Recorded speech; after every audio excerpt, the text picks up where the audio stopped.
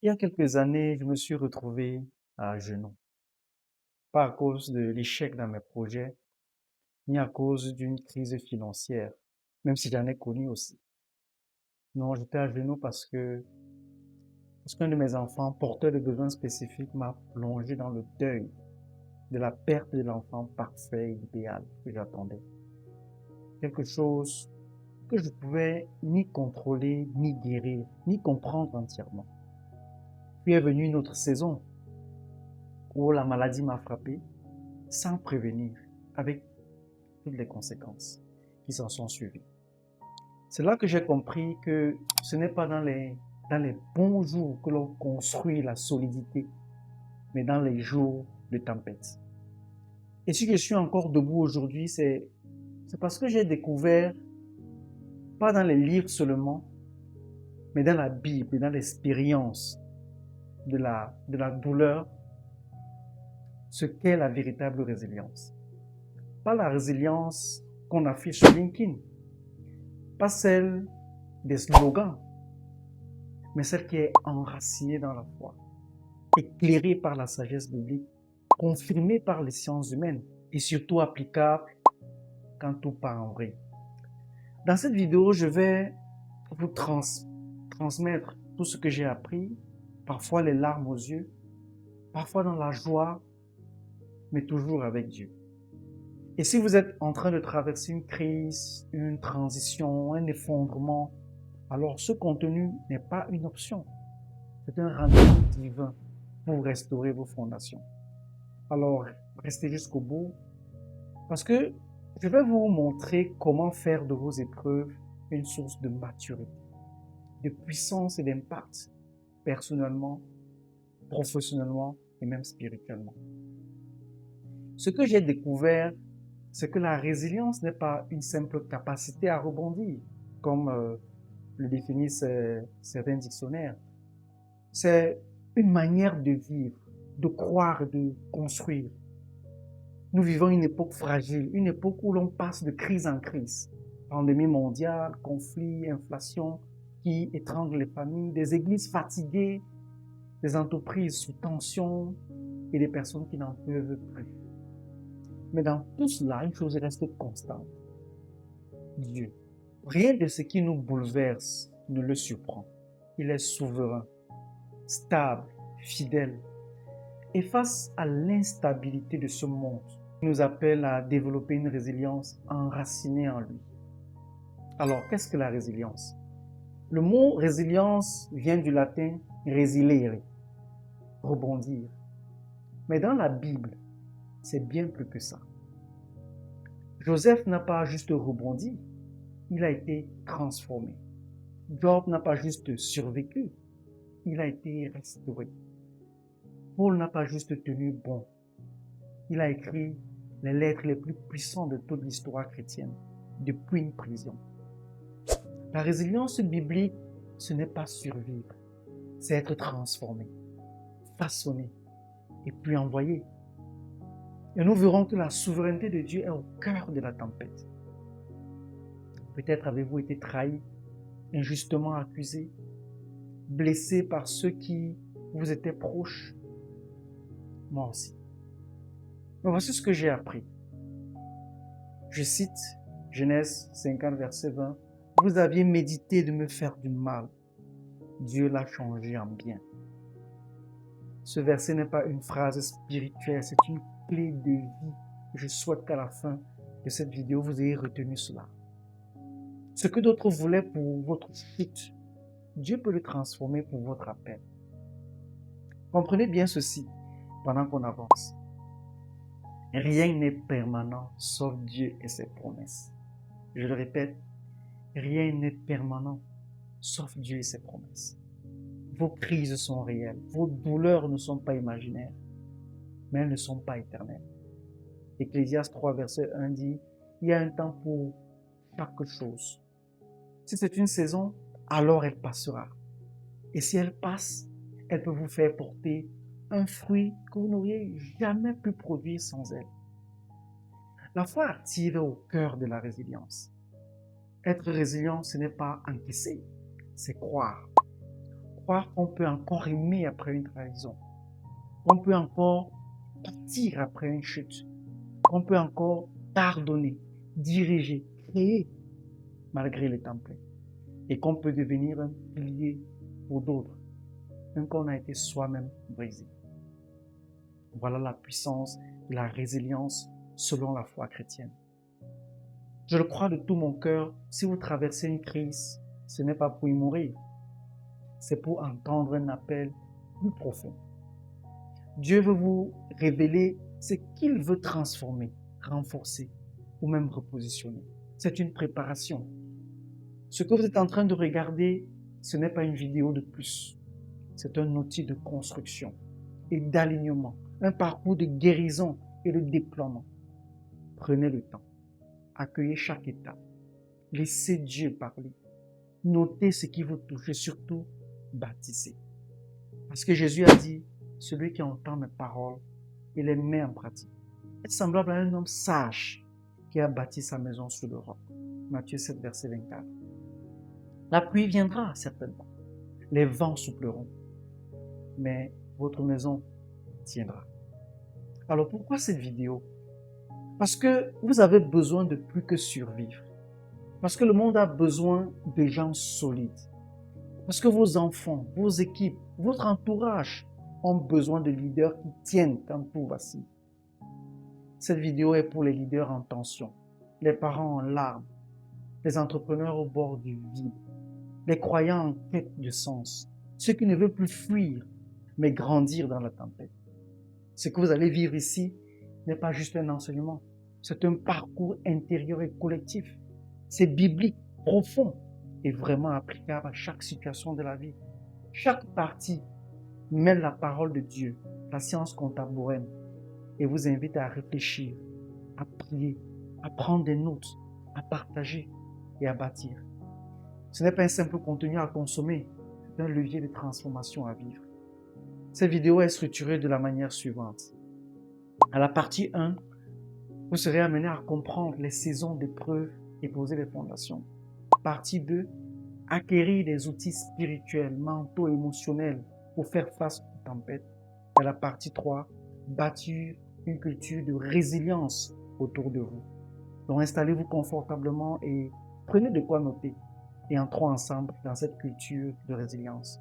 Je suis Gilda Tanko et bienvenue sur Rigor Podcast.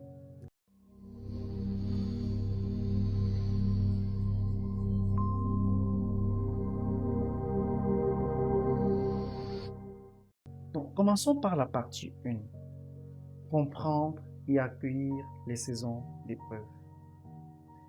Dans cette première partie, nous allons découvrir un ensemble de vérités qui nous aideront à comprendre le concept de la résilience. La première vérité que nous devons embrasser dans cette section, c'est que rien n'est permanent sauf Dieu. Cela va nous aider à comprendre les saisons de la vie et se stabiliser dans l'éternel. La première étape de tout processus de transformation, c'est d'arrêter de subir et commencer à comprendre. Comprendre ce qu'on vit, comprendre où on est, comprendre ce que Dieu fait ou permet. Et pour cela, nous avons besoin d'un cadre spirituel solide, celui des saisons. L'Ecclésiaste nous dit, il y a un temps pour tout, un moment pour toute chose sous le ciel. Ecclésiaste 3, verset 1. Cette déclaration n'est pas juste poétique, elle est profondément réaliste. La vie humaine n'est pas linéaire, elle est rythmée, cyclique, faite d'alternance, des temps de naissance et de mort, de plantation et de récolte, de guerre et de paix. Et c'est justement cette sagesse que nous allons explorer ici. Reconnaître les saisons, apprendre à ne pas les fuir, mais à les traverser avec foi et compréhension. Avec cette vérité, nous comprenons que tout change. Les relations changent, les revenus fluctuent, la santé peut décliner, les émotions varient, le monde autour de nous est en constant bouleversement. Chercher à tout stabiliser est vain et même dangereux, car cela nourrit l'illusion du contrôle et l'anxiété. Mais ce n'est pas parce que tout change que tout est incertain. Car je suis l'Éternel je ne change pas, nous dit Malachie 3, verset 6. Jésus est le même hier, aujourd'hui et éternellement. Hébreux 13, verset 8. Donc Dieu est la seule constante. Il est l'ancre stable dans un monde instable. Dieu n'est pas limité par le temps. Il est au-dessus du temps. Il est l'alpha et l'oméga, le commencement et la fin. Cela veut dire que votre crise actuelle ne le surprend pas. Vraiment. Il était là avant elle. Il sera là après elle. Et surtout, il est présent avec vous dedans. Comprendre cela, c'est déposer son angoisse. Ce n'est pas nier la douleur, c'est la traverser avec une conscience que Dieu est là et il reste Dieu. Alors l'une des armes les plus puissantes du croyant, c'est l'espérance. Pas l'optimisme naïf, mais l'espérance biblique. Celle qui s'ancre dans le caractère de Dieu. Hébreux 6, verset 19 nous dit, cette espérance est pour nous comme l'encre de l'âme, sûre et solide. Si l'épreuve est une saison, elle a un début, un milieu et une fin. Et ce que Dieu construit en vous à travers elle peut avoir une portée éternelle. Prenons l'exemple de David. David, l'homme selon le cœur de Dieu, a connu plusieurs saisons contrastées. Une saison d'onction et de promesses. Jeune berger choisi par Samuel. Une saison de rejet et de fuite poursuivi par Saül. Trahi, isolé. Une saison de victoire et de règne. Devenu roi, consolidant l'unité d'Israël. Et une saison de chute et de restauration. Adultère avec Bathsheba, meurtre, jugement, puis pardon. Chaque saison était différente. Mais Dieu ne l'a jamais quitté. Et au cœur même des pires ténèbres, David pouvait dire, quand je marche dans la vallée de l'ombre de la mort, je ne crains aucun mal, car tu es avec moi. Psaume 23, verset 4. Pendant la Shoah, Viktor Frankl, psychiatre juif, a survécu au camp de concentration nazi. Il a perdu presque tout, sa liberté, sa famille, ses droits. Mais il a découvert que personne ne pouvait lui enlever le pouvoir de choisir son attitude.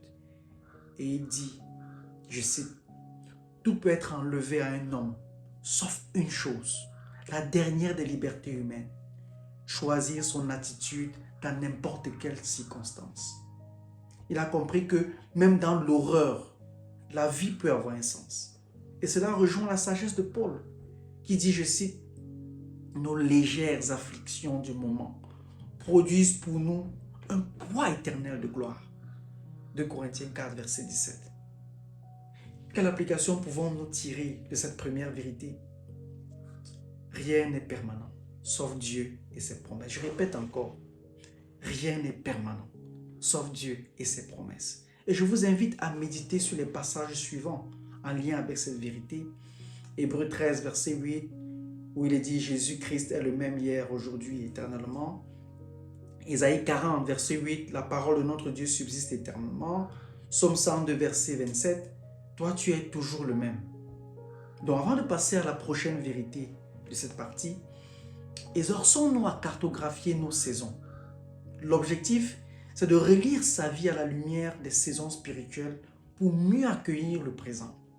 Voici quelques instructions. Premièrement, dessinez une ligne du temps de votre naissance à aujourd'hui. Deuxièmement, identifiez les saisons clés. L'enfance, diplôme, conversion, appel, désert, trahison, victoire, tout ce qui vous vient à l'esprit. Troisièmement, pour chaque saison, répondez, qu'ai-je ressenti? Qu'ai-je appris? Où était Dieu dans cette saison? Et avec un ami, un collègue ou votre conjoint, partagez une saison difficile qui a produit du fruit inattendu. La règle d'or ici, c'est d'écouter sans interrompre, sans juger. À ce niveau, je vais rappeler ceci. Vous n'êtes pas défini par votre saison actuelle. Amen. Vous êtes défini par la fidélité de Dieu. Les catastrophes passeront. La nuit ne durera pas éternellement. Et ce que Dieu construit en vous aujourd'hui, même dans la douleur, peut produire un fruit éternelle. Ce qui nous mène à la vérité 2 de notre première partie. Vérité 2, Dieu transforme le mal en bien. Nous devons apprendre à discerner la main de Dieu au cœur des épreuves, même celles provoquées par les blessures humaines, et cultiver une foi ferme en sa capacité à transformer toute chose en bien. Pour moi, ça, c'est extraordinaire. Que nous dit Genèse 50, verset 20? Je cite, « Vous aviez médité de me faire du mal, Dieu l'a changé en bien, pour accomplir ce qui arrive aujourd'hui, pour sauver la vie à un peuple nombreux. » Ces paroles de Joseph ne sont pas seulement une phrase de réconciliation entre frères. Elles sont une déclaration de foi mature, une vision céleste sur la souffrance humaine. Joseph n'a pas nié la douleur, il a reconnu la trahison, l'injustice, l'humiliation même. Mais il a choisi une autre perspective, voir Dieu à l'œuvre, là où les hommes avaient voulu le détruire. C'est l'une des plus grandes leçons de la résilience spirituelle. Même quand les hommes nous blessent, Dieu reste souverain. Regardons l'histoire de Joseph, un destin brisé, puis reconstruit. L'histoire de Joseph commence dans la lumière, mais se poursuit dans la douleur. Jeune homme favorisé, rempli de rêves, aimé de son père, il devient la cible de la jalousie de ses frères. Un jour, leurs mots deviennent des actes. Ils le jettent dans une citerne, puis le vendent comme un esclave. Plus tard, il est faussement accusé par la femme de Potiphar, puis oublié dans une prison étrangère. Et pourtant, à chaque étape, un fil invisible continue de tisser son histoire, la main de Dieu. Dieu n'a pas empêché les blessures, mais il les a utilisées pour forger un leader, un homme de cœur, un instrument de salut. Ce n'est pas dans le palais que Joseph a appris la sagesse, c'est dans la fosse, dans la prison, dans la solitude. Chaque injustice a été un atelier divin où son caractère s'est affermi. La vérité est parfois douloureuse. Nos blessures les plus profondes viennent souvent de ceux qu'on aime le plus. Joseph a été blessé non par des étrangers, mais par ses frères. Et c'est souvent le cas. Famille, amis, collaborateurs, mais membres de notre communauté spirituelle. Ceux qui auraient dû protéger deviennent parfois ceux qui trahissent. Mais Dieu ne nous appelle pas à l'amertume. Il nous appelle à une foi lucide. Les hommes sont faillibles. Retenons-le. Les hommes sont faillibles. Dieu seul est fiable. Leur faiblesse ne limite pas sa puissance. Dieu ne provoque pas le mal, mais il le redirige. Dieu n'est pas l'auteur du mal, mais il est le maître des conséquences. Il prend ce que l'ennemi voulait utiliser pour notre destruction et en fait un tremplin pour notre destinée. La Bible nous dit, nous savons du reste que toute chose concourt au bien de ceux qui aiment Dieu. Romains 8, verset 28. Toute chose, pas seulement les bénédictions, même les blessures, même les injustices, même les trahisons.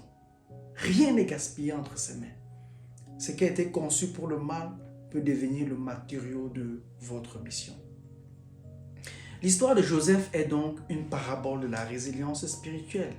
Il a été rejeté, vendu, oublié, mais à chaque étape, il a choisi la fidélité et l'excellence. Dans la maison de Potiphar, il a servi avec intégrité. En prison, il a continué à écouter, à interpréter, à bénir. Et un jour, une seule conversation, Dieu l'a fait passer de la prison au palais. Joseph a compris que le pardon n'efface pas la douleur, mais qu'il libère l'âme pour l'élévation. Et ce que Dieu a fait pour lui, il veut le faire pour vous. Peut-être traversez-vous aujourd'hui une saison où tout semble perdu, mais Dieu ne veut pas seulement vous en sortir, il veut vous transformer à travers elle. Nelson Mandela a passé 27 ans derrière les barreaux, accusé injustement. Il aurait pu sortir aigri, amer, détruit, mais il a choisi la voie de la réconciliation. Il dira plus tard, je le cite, « Ressentir du ressentiment, c'est comme boire du poison en espérant que l'autre personne en mourra. Fin de citation. Au lieu de se venger, il a pardonné. Et ce pardon a fait de lui non seulement un homme libre, mais un symbole mondial de rédemption et de paix. Ce que ses ennemis voulaient pour le briser a forgé sa stature. Tout comme Joseph, Mandela a découvert que le pouvoir véritable ne se trouve pas dans la vengeance, mais dans la maîtrise de soi et la vision. Quelle application spirituelle pouvons-nous retenir de cette vérité? Dieu ne perd aucun détail de notre douleur. Il ne gaspille aucune blessure. Ce que l'ennemi a voulu pour notre chute, Dieu peut en faire l'instrument de notre élévation. Avant de passer à la prochaine vérité de cette partie, exerçons-nous à identifier et réinterpréter nos blessures. L'objectif est de revoir une blessure passée à la lumière de la souveraineté de Dieu. Suivez les étapes ci-après. Premièrement, fermez les yeux. Pensez à une personne ou une situation qui vous a profondément blessé. Deuxièmement, sur une feuille, notez qui ou quoi m'a blessé. Quelle a été ma réaction à ce moment-là? Qu'ai-je compris ou pas compris sur le coup? Avec le recul, qu'ai-je appris?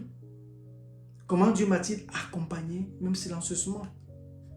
Enfin, priez et dites à Dieu que même si vous ne comprenez pas tout, vous lui rendez vos blessures. Demandez-lui de vous montrer comment il peut transformer cette douleur en semence de vie. Qu'il vous aide aussi à pardonner, à guérir et à lui faire confiance à nouveau. Jusqu'ici, nous avons vu que les blessures humaines, même les plus profondes, ne peuvent pas empêcher Dieu d'accomplir ses desseins. Mais si nous sommes honnêtes, même quand on croit en la souveraineté de Dieu, il y a des moments où la douleur semble trop grande, où l'épreuve paraît injuste, interminable, parfois même insensée. Et là, une question s'installe, parfois silencieuse, parfois brutale. Seigneur, pourquoi moi? Est-ce que j'ai fait quelque chose de mal? Est-ce que cette épreuve est un signe de ta colère? C'est ici que nous avons besoin d'un changement de perspective. Parce que tant que nous voyons l'épreuve comme une malédiction, nous résisterons à l'œuvre de Dieu en nous. Alors, même nos moments les plus sombres peuvent devenir les lieux de croissance, de purification, de transformation profonde. Ce qui nous mène à la troisième vérité. L'épreuve n'est pas une malédiction. Vraiment, l'épreuve n'est pas une malédiction. Nous devons changer de regard et adopter la perspective divine sur la souffrance pour en extraire la croissance et la joie. Jacques 1, verset 2 à 4 nous dit ceci. Mes frères, regardez comme un sujet de joie complète les diverses épreuves auxquelles vous pouvez être exposés, sachant que l'épreuve de votre foi produit la patience. Mais il faut que la patience accomplisse parfaitement son œuvre, afin que vous soyez parfaits et accomplis sans faillir en rien. Ce verset est parfois déstabilisant lorsque je le lis. Il vient heurter notre logique humaine.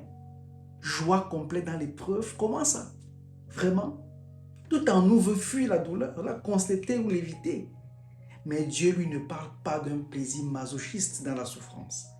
Il parle d'un regard renouvelé. D'un regard qui voit au-delà de l'instant, qui comprend que l'épreuve travaille pour nous, pas contre nous. Ce n'est pas la douleur qui sanctifie, c'est la révélation qu'on reçoit à travers elle.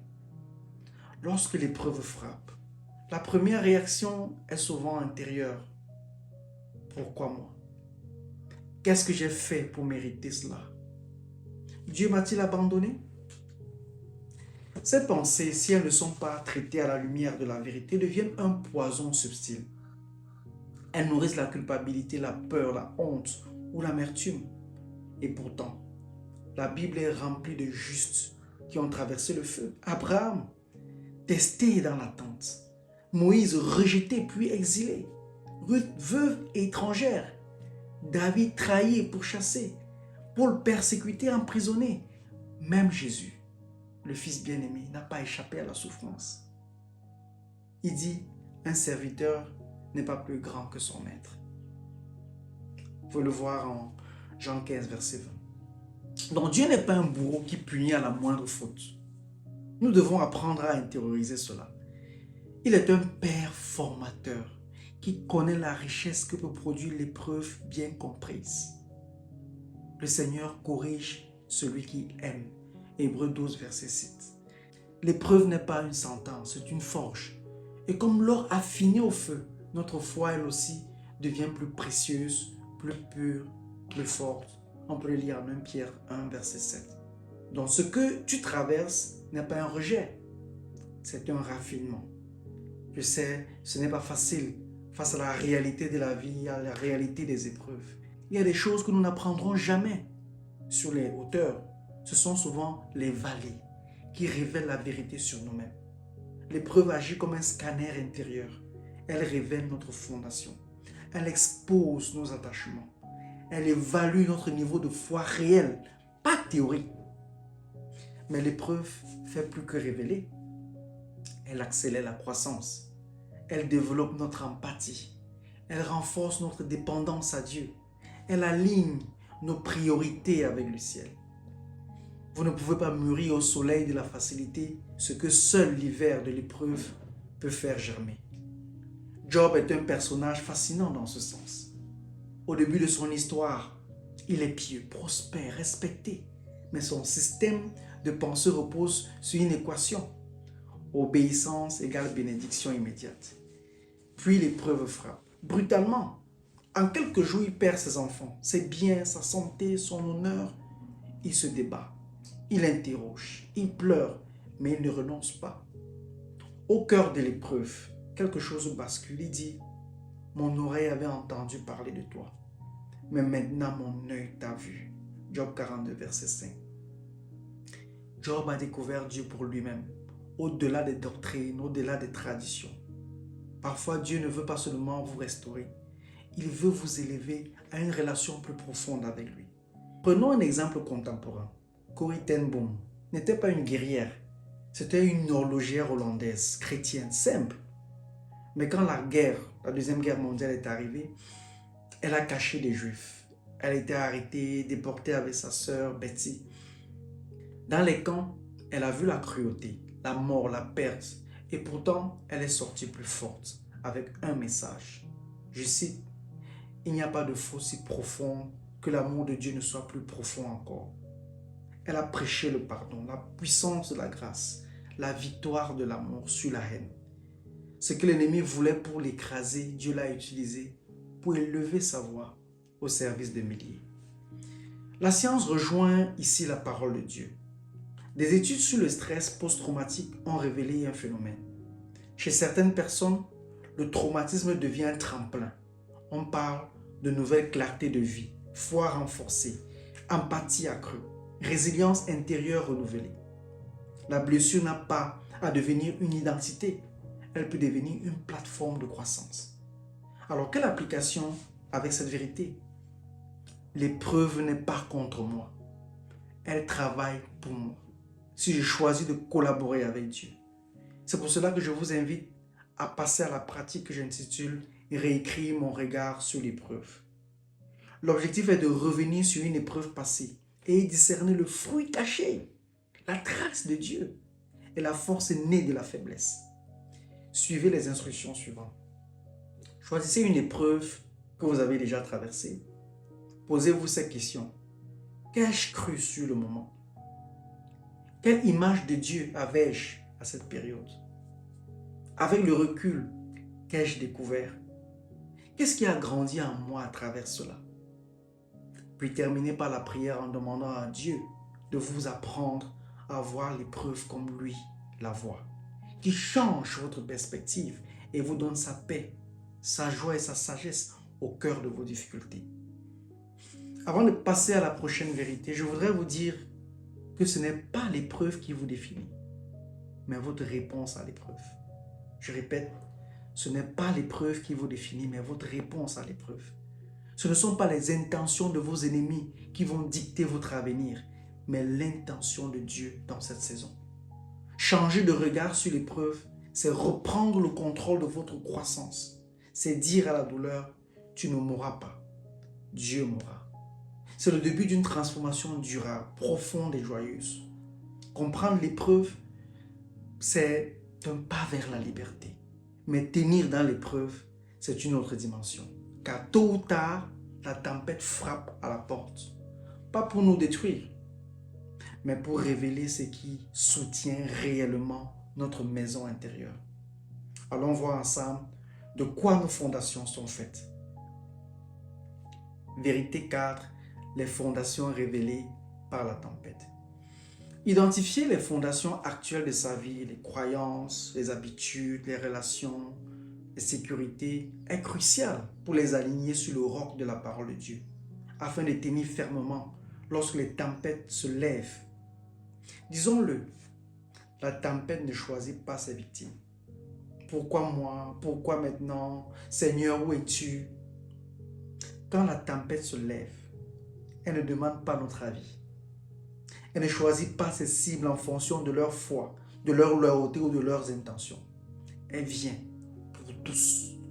Mais ce qui différencie ceux qui tiennent de ceux qui tombent, ce n'est ni leur apparence, ni leur émotion, ni même leur prière. C'est leur fondation. Regardons ce passage, Matthieu 7, verset 24 à 27. Vous pouvez le lire à la maison. C'est pourquoi quiconque entend ces paroles que j'ai dit et les met en pratique sera semblable à un homme prudent qui a bâti sa maison sur le roc. Mais quiconque entend ces paroles et ne les met pas en pratique sera semblable à un homme insensé qui a bâti sa maison sur le sable. Deux maisons, deux hommes, une même tempête, mais deux destins radicalement différents. Encore une fois, la tempête ne révèle pas nos apparences, elle révèle nos fondations.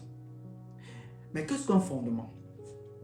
Un fondement, ce n'est pas ce qu'on affiche, c'est ce sur quoi on repose quand tout s'écroule autour.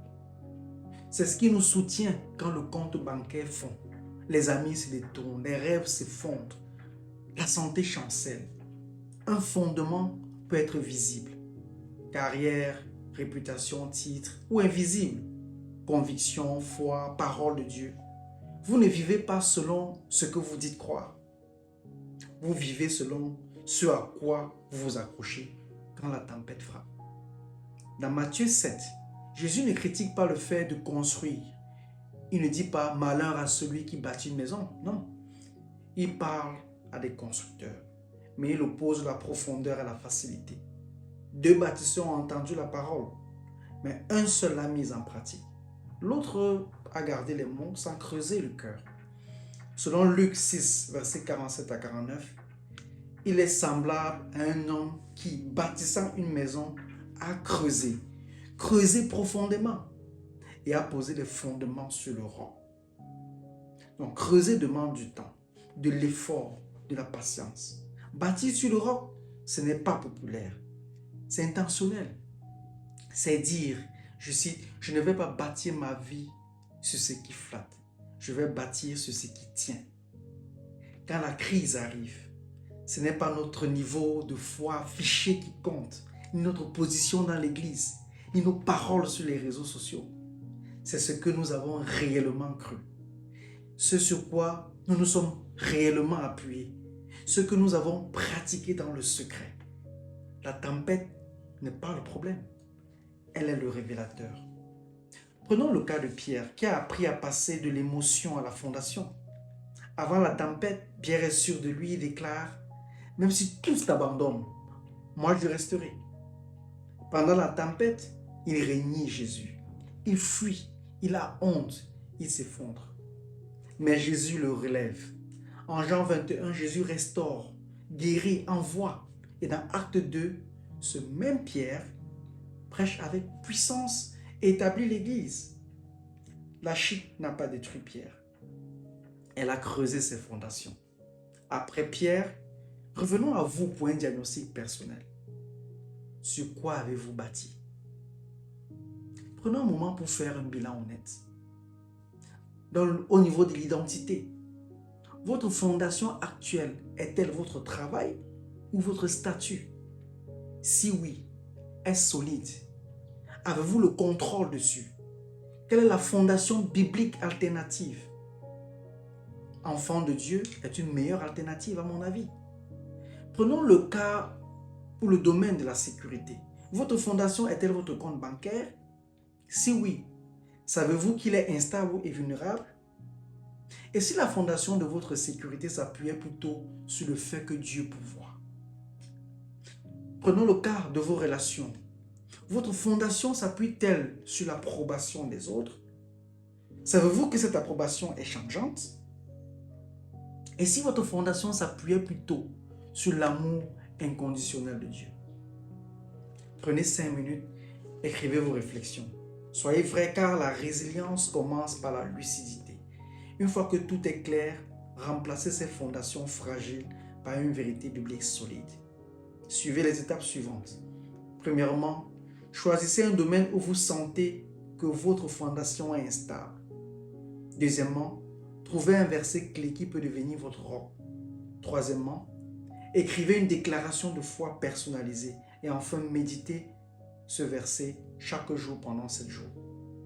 Vous pouvez par exemple dire: je ne suis pas défini par mes réussites ou mes échecs, mais par l'amour inébranlable de Dieu pour moi. Jean 1, verset 12 dit: à tous ceux qui l'ont reçu, il a donné le pouvoir de devenir enfants de Dieu. Avant de passer à la prochaine vérité, retenez que les tempêtes ne sont pas des erreurs de parcours. Elles sont des tests de fondation. Elles ne viennent pas pour vous punir, mais pour révéler sur quoi vous avez bâti. Si vous avez fondé sur la parole, si vous pratiquez ce que vous entendez, alors vous êtes comme un sage constructeur. Le sable vous promet la facilité. Le roc vous garantit la stabilité. Maintenant que nous avons examiné nos fondations à la lumière de la parole, il est temps de faire un pas encore plus personnel. Revisiter notre propre histoire. Car pour bâtir solidement, il faut d'abord connaître le terrain sur lequel nous sommes appelés à construire. Vérité 5. Le temps d'intégration. Il s'agit de relire son parcours pour y discerner la main de Dieu et les dynamiques de transformation. Nous terminons cette partie par un retour sur soi, non pour se centrer sur la douleur passée, mais pour discerner la cohérence de la grâce dans les saisons difficiles. Deutéronome 8, verset 2 nous dit: souviens-toi de tout le chemin que l'Éternel, ton Dieu, t'a fait faire. Dieu nous appelle à relire notre vie, non comme une succession d'événements aléatoires, mais comme un récit en construction, dans lequel il agit activement, même quand nous ne le percevons pas. Pourquoi cartographier ces épreuves? Mieux se comprendre. Identifier les schémas émotionnels, spirituels ou comportementaux récurrents. Comprendre les fondements de sa résilience ou de ses fragilités. Voir la fidélité de Dieu. Prendre conscience que Dieu était là, même dans les silences. Réaliser qu'il y a eu des fruits invisibles dans la douleur. Ce regard rétrospectif permet une projection nouvelle avec foi éclatée. On passe du statut de survivant à celui de témoin actif de la grâce. En prenant l'exemple de Moïse, on peut y voir 3 saisons de sa vie. 40 ans en Égypte, où il y a le succès apparent, mais une identité confuse. 40 ans à Madian, il y a les fuites, solitude, désert, mais formation intérieure. 40 ans de mission, conduite du peuple dans l'épreuve, à partir d'un appel reçu en feu. Moïse a été préparé par Dieu à travers chaque saison, même les plus sombres. Ce n'est qu'à 80 ans qu'il a compris son ministère.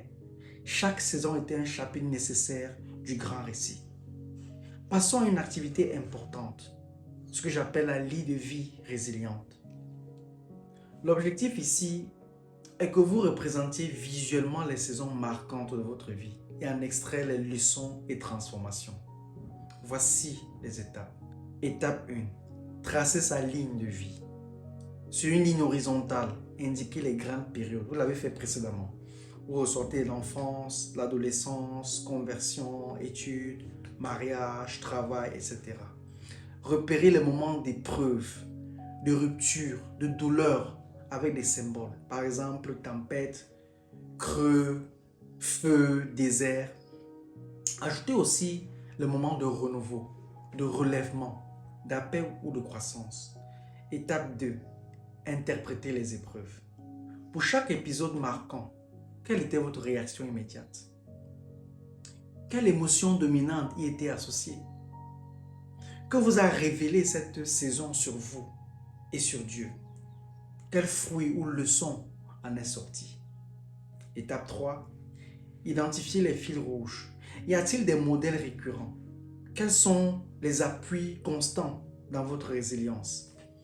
Où avez-vous le plus vu la main de Dieu? Où avez-vous encore besoin de guérison?